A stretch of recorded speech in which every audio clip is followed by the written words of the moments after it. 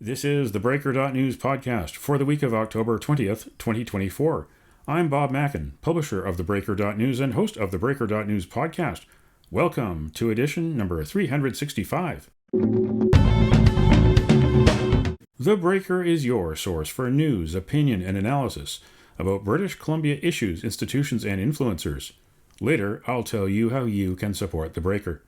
On this edition, headlines from the Pacific Rim and the Pacific Northwest. I award a virtual Nanaimo bar to a difference maker. And on the Big Deal feature, a diplomatic crisis with India. A Vancouver group declared a terrorist entity. And the Prime Minister testifies at the Foreign Interference Public Inquiry. Joining me to make sense of all of this is Sam Cooper, investigative journalist with theBureau.news.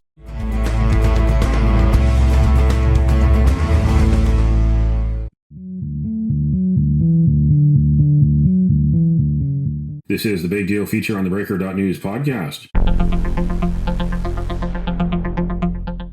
In British Columbia, the provincial election dominated headlines last week. Nationally, it was foreign interference. Thanksgiving Monday, a diplomatic crisis erupted with India. The High Commissioner and 5 diplomats sent home after they refused to cooperate with the RCMP investigation of murders and extortions. Tuesday, Vancouver-based anti-Israel Samidoun is declared a terrorist group by Canada and the U.S. Wednesday, the climax of the Hogue Commission public hearings into foreign interference in Canada's elections. Prime Minister Justin Trudeau testified for the second time.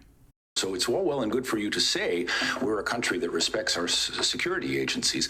The evidence, sir, has been that the security agency has been sidelined and the concerns it's been trying to raise have been neglected and sometimes not even read. I think much of what we have demonstrated through this commission as a government is that we have taken seriously from the very first day threats to national security through creating things that Mr. Chong was opposed to, like the National Security and Intelligence Committee of Parliamentarians. But I would suggest if Mr. Chong wanted to be part of an organization that was taking security seriously, he implore his leader, Pierre Poilievre, to get a security briefing so he can hear directly from CSIS on the challenges threatening his institution, the Conservative Party of Canada. Joining me to make sense of all of this is investigative journalist Sam Cooper from theBureau.news. Sam, what stood out with Prime Minister Justin Trudeau's testimony on October 16th? He appeared to shift the spotlight away from what the Liberal government has done or not done on the files, especially with China over several years. He tried to shift the focus instead to Pierre Poilievre and the Conservatives. Yeah, I'd agree, Bob. My headline on that would be chaos and conflict. The whole theme of the inquiry has been focusing on, documents that suggest that, as you know, Trudeau and his senior aides have discounted incredible warnings about China's interference across the whole spectrum of Canadian politics, but most specifically within Trudeau's party. They've been, warned since 2018. Canada needs new laws to counter foreign interference. The evidence is that Trudeau and his staff either didn't receive or willfully ignored, documents actually requiring their authorization to take these types of measures or to brief parliamentarians on threats from hostile states. And so the big story was whether his public safety minister, Bill Blair, and his chief of staff had sat on an explosive warrant targeting a key Liberal Party fundraiser in 2021. So very serious issues, potentially even raising questions like, could this be obstruction of justice if you're not acting on, or if you're blocking investigations or changing intelligence that refers to key members of your party and political operatives? And yes, indeed, under, the scrutiny of testimony, again, a lot of the testimony from Trudeau's senior officials has been, well, there's really not collusion going on in Parliament. Others have got it wrong. It's not that serious, this foreign interference. And then Trudeau turns around and says, actually, I have a list with current and former Conservative parliamentarians on it that are deeply at risk of foreign interference.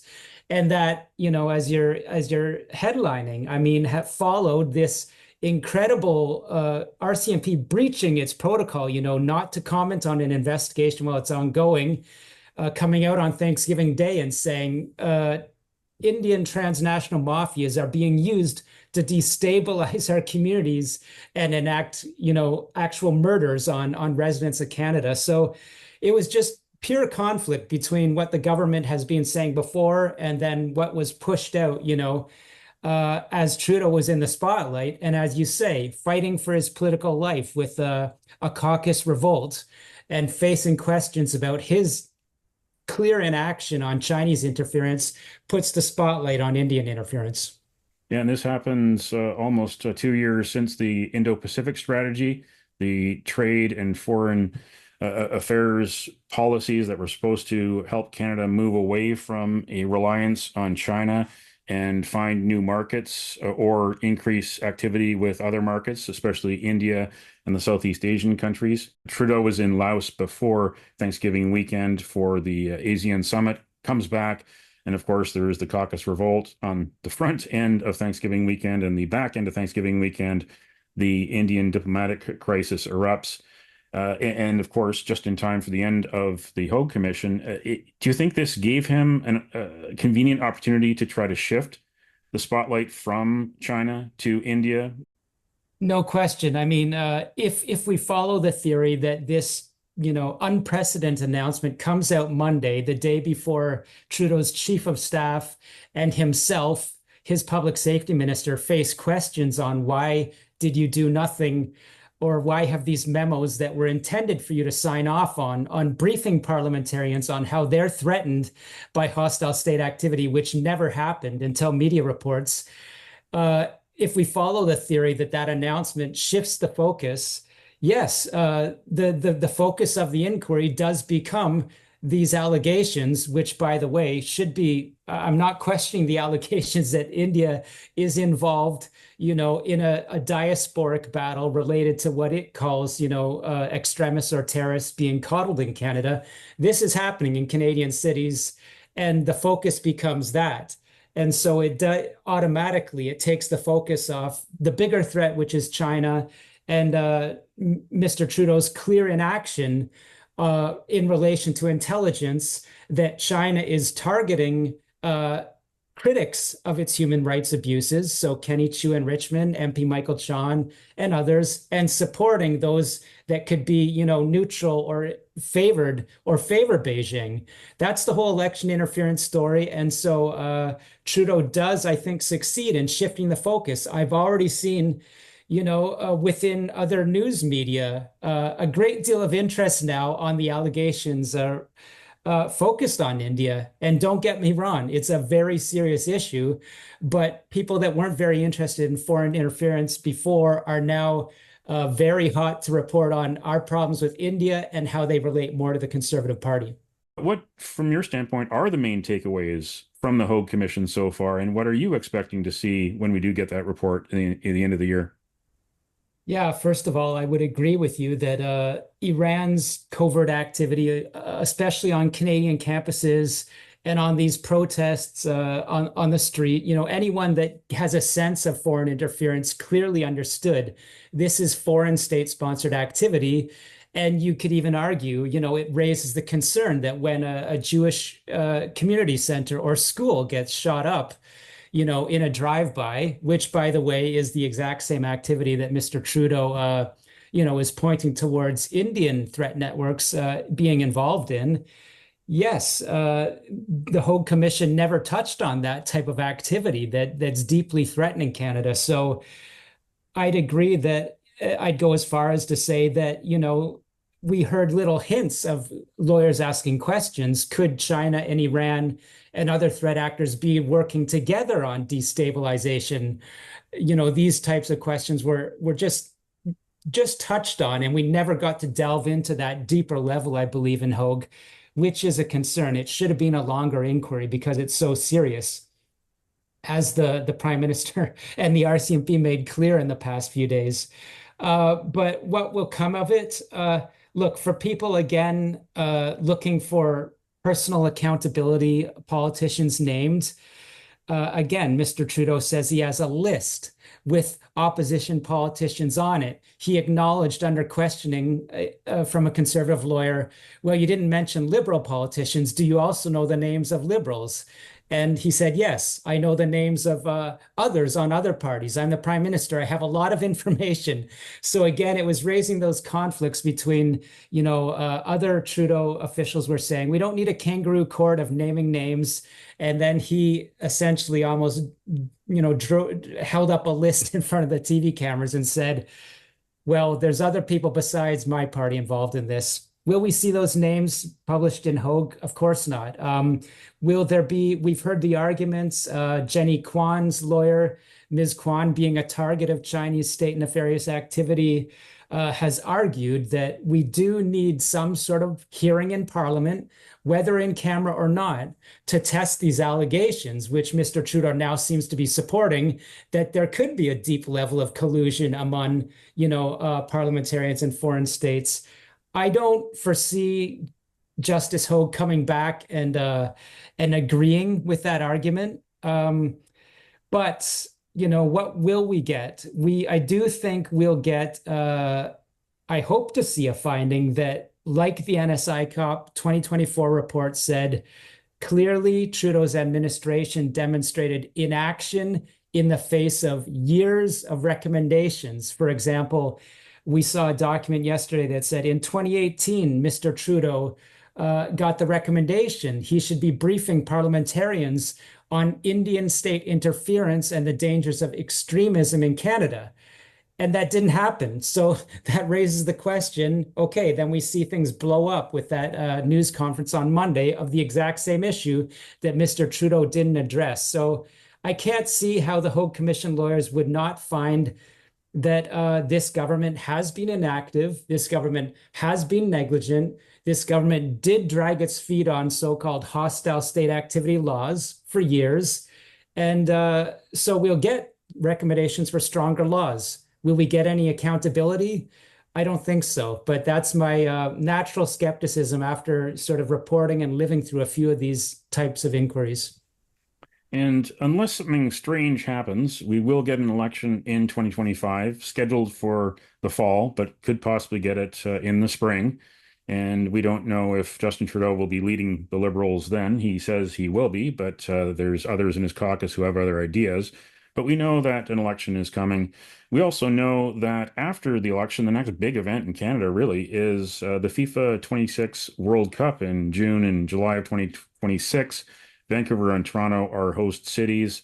It's in 14 other cities around North America, mostly in the US, some in Mexico. This is the biggest sports tournament ever, and Canada is involved as a host. We don't know what the price tag will be totally. We've got some estimates for Vancouver and Toronto, and we still don't know what it's going to cost from a security standpoint. And security will be key for this event, with all the moving parts of this event more complex in so many ways than even the Vancouver 2010 Olympics, especially in this environment we live in a world that is much more dangerous than in 2010. Canada will have to work hand in hand with the United States and with Mexico. This is going to put Canada to a real test. Yeah, I agree with you. I haven't heard anything yet of sources looking, or our government looking that far in the future. You're one of the first that has raised it, and you're exactly right. I remember with you covering the 2010 Olympics, and where everyone remembers the Black Bloc anarchists, and it was just a very local, aggressive group of sort of anti-imperialists targeting that Olympics. A bigger concern was the yahoos that some thought might cause damages in the streets. That didn't happen. That they waited for a Canucks series to do that type of activity. But Vancouver can be a very volatile place, both domestically and internationally. My sources would say that the Iranian high-level threat actors, of course, the Chinese threat actors, are very, very prevalent and very embedded in Vancouver. So you're right. In our the place where we are in the Middle East, the Taiwan Strait, Russia and Ukraine, the U.S. election coming up, just the geopolitical tensions we're experiencing right now are beyond anything we've experienced in our lifetimes. And so I do think that there could be obviously major concerns with foreign threat actors trying to make a point. And my only direct recent experience was being over in France this summer and ahead of the Olympics, seeing those the French military with machine guns at the train stations, preparing and being ready. And Canada will have to be in position to have that type of response and defensiveness in place, I believe. Especially, you could argue that the tensions have only been risen by our prime minister in recent days. Well, thanks again for joining us on the Breaker.news podcast. Sam Cooper with theBureau.news. Go to theBureau.news and sign up for the Substack newsletter. Thanks, Bob.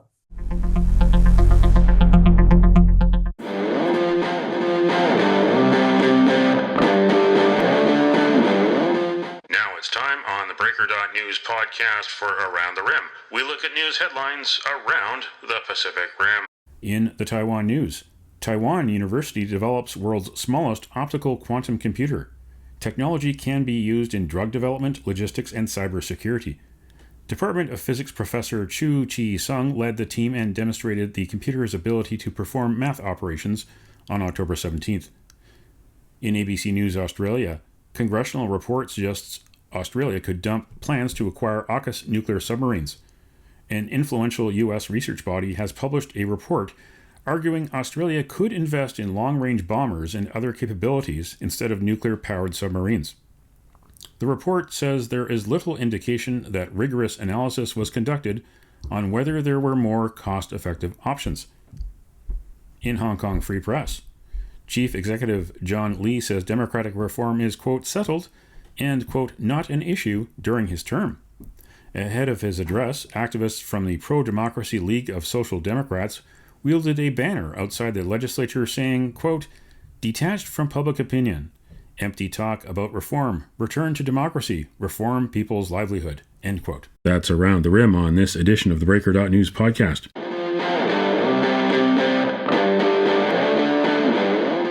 Now it's time on the Breaker.news podcast for Cascadia Calling. We look at news headlines around the Pacific Northwest. In the Oregonian, 3 Portland City Council members moved to dissolve homeless services agreement with Multnomah County. The city and county have been at loggerheads for years over which services each is responsible for providing in their overlapping efforts to combat homelessness. Most of the public money to provide shelter and health care for homeless people in Portland is directed through Multnomah County. That includes federal funding and revenue from the Metro Homeless Services Tax. In Crosscut, the case for and against Seattle's largest ever transportation levy. Supporters argue the $1.55 billion property tax will improve city streets and safety for all modes, while opponents say it's far too expensive. King County elections have begun mailing ballots to voters who have until November 5th to turn them in. And in the Breaker.news, read these stories. The sham anti-Israel charity that pressured BC's NDP premier to dump a Jewish cabinet minister is declared terrorist, and BC's FOI watchdog refuses to interview EB staff over deletion of records. And introducing bobmackin.substack.com. Visit me there too. That's Cascadia Calling on this edition of the Breaker.news podcast. Don't matter what color you are, 'cause love will conquer hate, so you won't stand alone, you won't stand alone. The virtual Nanaimo Bar, brought to you by Spruce Hill Contracting. Every week we end the Breaker.news podcast on a tasty note by awarding the goodness of a virtual Nanaimo bar to people making a difference. A virtual version of the province's favorite dessert bar goes this week to research and development scientists, entrepreneurs, community groups, everybody who is helping recycle, reuse, and reduce. It's Waste Reduction Week in BC from October 21st to 27th. And you can nominate someone for a virtual Nanaimo bar. Send me an email to bob@theBreaker.news.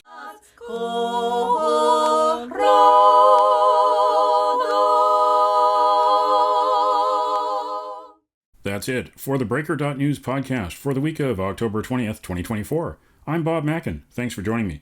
Did you know that on the 20th of October in 1818, the United States and the United Kingdom signed the Treaty of 1818 to settle the Canadian border, mostly along the 49th parallel? It came into effect at the end of January 1819. Now you know.